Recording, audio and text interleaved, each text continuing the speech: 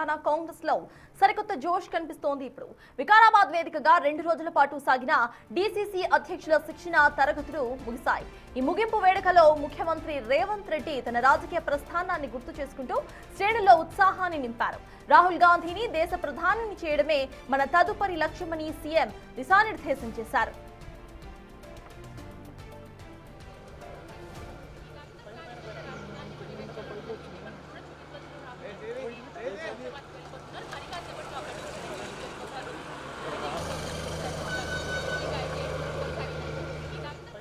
కేవలం 19 ఏళ్ల ప్రస్థానంలో జెడ్పీటీసీ స్థాయి నుంచి ముఖ్యమంత్రి స్థాయికి ఎలా ఎదిగారో వివరిస్తూ పార్టీ కోసం కష్టపడే కార్యకర్తలకు పదవులు వస్తాయని సీఎం రేవంత్ రెడ్డి భరోసా ఇచ్చారు.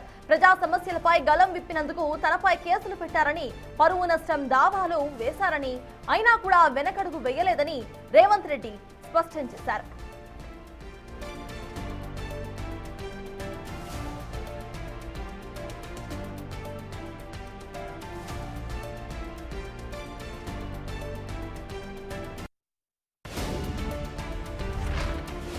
డీసీసీ అధ్యక్షుల శిక్షణ తరగతులు ముగిశాయి. దీనికి సంబంధించిన పూర్తి అప్డేట్స్ మా ప్రతినిధి హేమ అందిస్తారు. హేమ, చెప్పండి, ఇటు ఫ్యూచర్ లో రాహుల్ గాంధీ ముఖ్యమంత్రి ఇటు ప్రైమ్ మినిస్టర్ అయ్యే విధంగా కూడా ప్రణాళికలు ఉండాలి, దానికోసమే పనిచేయాలి అంటూ కూడా ఈ క్లాసెస్ లో ఇటు సీఎం రేవంత్ రెడ్డి మాట్లాడుతూ చెప్పినట్టుగా తెలుస్తోంది. అసలు అక్కడ అప్డేట్స్ ఏంటి, తరగతుల్లో అసలు ఎటువంటి వాటిపై ఇటు ప్రక్షాళన చేయాలని ఇటు కాంగ్రెస్ భావిస్తోంది?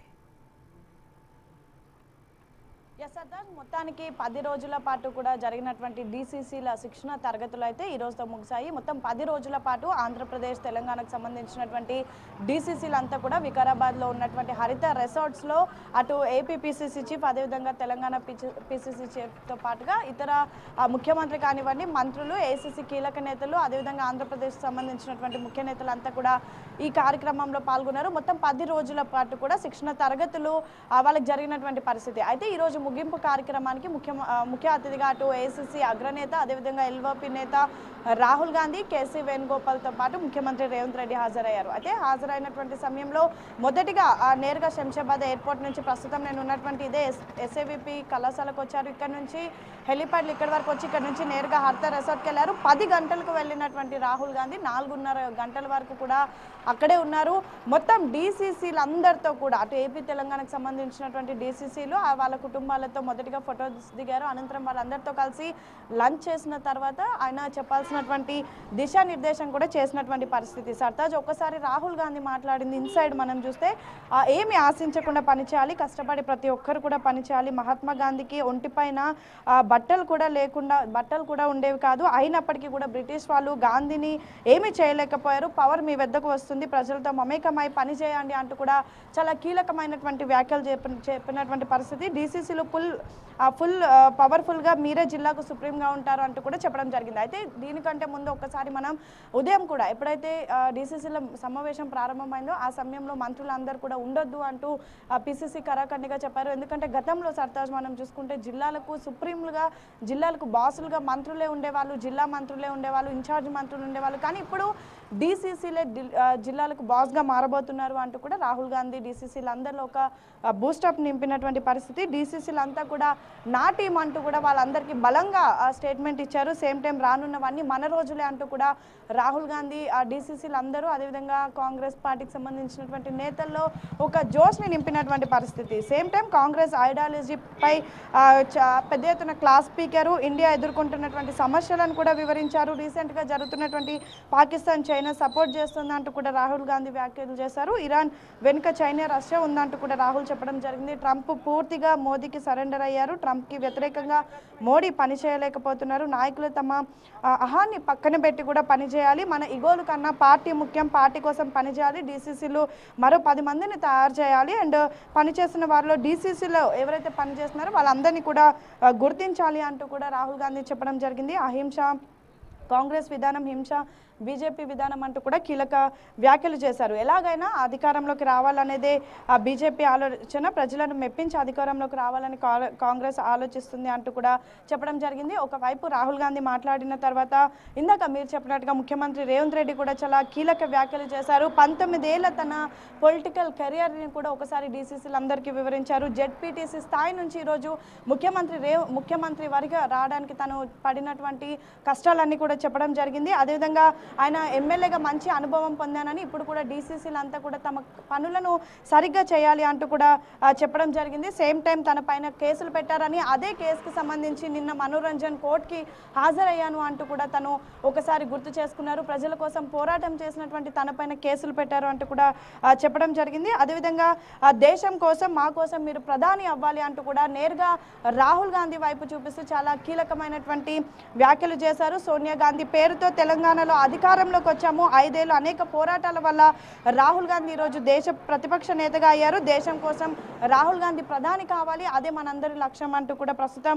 చెప్పడం జరిగింది. మొత్తానికి డీసీసీలందరిలో కూడా ఇదొక జోష్ నెలకొంది. కేవలం డీసీసీలే కాదు, యావత్ తెలంగాణ రాష్ట్రం, అదేవిధంగా ఆంధ్రప్రదేశ్లో ఉన్నటువంటి ముఖ్య నేతలందరిలో కూడా ఇదొక జోష్ నింపినటువంటి కార్యక్రమం. సో సేమ్ టైం ఆంధ్రప్రదేశ్ సంబంధించినటువంటి ముఖ్య నేతలు కూడా వీలైనంత త్వరలో, అంటే 2-3 నెలల్లో రాహుల్ గాంధీని ఆంధ్రప్రదేశ్కి రావాలి అని, అక్కడ ఒక క్యాంప్ని నిర్వహించాలని, వీలైతే ఒక భారీ బహిరంగ సభ నిర్వహించాలని. ప్రస్తుతం ఆంధ్రాలో ప్రతిపక్ష పాత్ర వైసీపీ పోషించడంలో ఫెయిల్ అయింది. సో ఖచ్చితంగా రాహుల్ గాంధీ, ఏసీసీ అగ్రనేతలు వచ్చి ఆంధ్రాలో మాత్రం ఒక మీటింగ్ పెడితే ఖచ్చితంగా నెక్స్ట్ ఏపీలో ప్రతిపక్ష పార్టీగా కాంగ్రెస్ ఎదగబోతోంది అంటూ కూడా చెప్పడం జరిగింది. అన్నిటికీ కూడా రాహుల్ గాంధీ సానుకూలంగా స్పందించారు. సేమ్ టైం పిఎస్సీ మీటింగ్లో కూడా అటు రాజ్యసభకు సంబంధించినటువంటి ఎంపిక, అదేవిధంగా రాష్ట్రంలో జరుగుతున్నటువంటి పరిణామాలు, కొత్త పాత నేతల మధ్య పంచాయతీ, సేమ్ టైం ఏదైతే పార్టీ బలోపేతం, అదేవిధంగా ముందుకు వెళ్లాల్సినటువంటి అనేక వ్యూహాలపైన కూడా రాహుల్ గాంధీ ప్రతి ఒక్కరికి దిశానిర్దేశం చేశారు. ఈ కార్యక్రమం తర్వాత ఖచ్చితంగా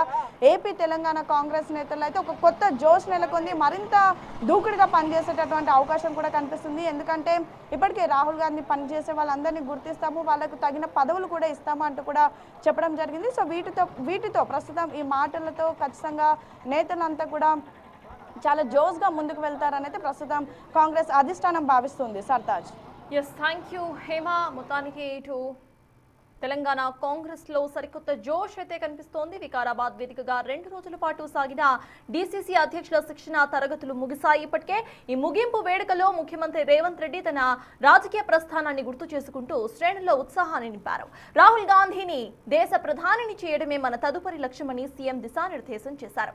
కేవలం 19 ఏళ్ల ప్రస్థానంలో జెడ్పీటీసీ స్థాయి నుంచి ముఖ్యమంత్రి స్థాయికి ఎలా ఎదిగారో వివరిస్తూ పార్టీ కోసం కష్టపడే కార్యకర్తలకు పదవులు వస్తాయని సీఎం రేవంత్ రెడ్డి భరోసా ఇచ్చారు. ప్రజా సమస్యలపై గలం వినిపించేందుకు తనపై కేసులు పెట్టారని, పరువు నష్టం దావాలు సైతం వేశారని, అయినా సరే వెనకడుగు వేయలేదని రేవంత్ రెడ్డి స్పష్టం చేశారు. అహింస కాంగ్రెస్ విధానమైతే హింసను ప్రేరేపించడమే బీజేపీ నైజమని మండిపడ్డారు. రాహుల్ గాంధీ ప్రజలను మెప్పించి అధికారంలోకి రావాలని కాంగ్రెస్ భావిస్తే ఎలాగైనా సరే అధికారాన్ని చేజెక్కించుకోవాలనేది బీజేపీ యొక్క ఆలోచన అని రాహుల్ విమర్శించారు. ఇదే సమయంలో అంతర్జాతీయ రాజకీయాలను ప్రస్తావిస్తూ ప్రధాని మోదీ డొనాల్డ్ ట్రంప్ కు భయపడుతున్నారంటూ సంచలన వ్యాఖ్యలు చేశారు. మరోవైపు క్షేత్రస్థాయిలో కష్టపడే నాయకులకు రాహుల్ గాంధీ భరోసా ఇచ్చారు. గతంలో కేసీఆర్ ప్రభుత్వంపై పోరాటం చేసిన సిద్దిపేట మాజీ డీసీసీ నర్సారెడ్డి ప్రస్తుత డీసీసీ ఇటు ఆకాంక్ష రెడ్డిలను అభినందించారు. నిరంతరం కూడా ప్రజల్లో ఉంటూ హార్డ్ వర్క్ చేస్తే ఫలితాలు తప్పనిసరిగా వస్తాయని రాహుల్ గాంధీ పార్టీ క్యాడర్ కు పిలుపునిచ్చారు.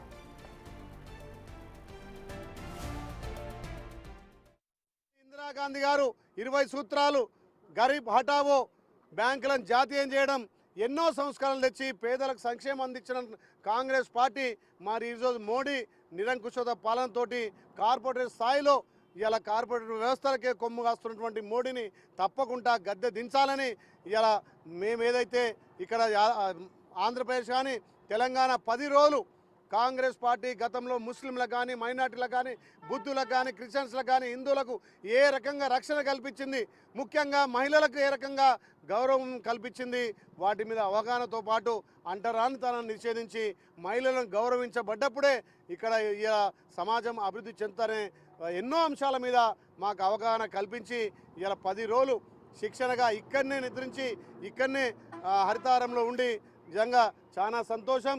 మాకు తెలియనటువంటి విషయాలు కూడా తెలుసుకొని రేపు ప్రజలకు అక్కరొచ్చే విధంగా ముందుకు పోతాం. ముఖ్యంగా మా భావి ప్రధాని రాహుల్ గాంధీ గారు కూడా చాలా సూచనలు సలహాలు